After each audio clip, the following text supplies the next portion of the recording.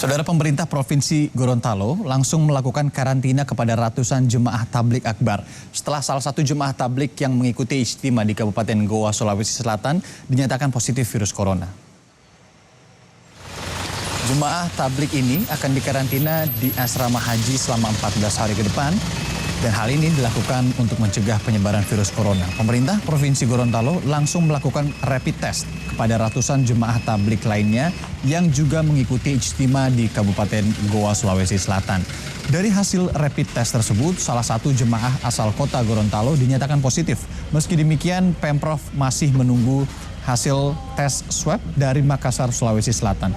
Di dalam asrama haji ini, Pemprov menyiapkan 2 tempat karantina, di mana masing-masing tempat dikhususkan untuk jemaah yang negatif dan positif dari hasil rapid test.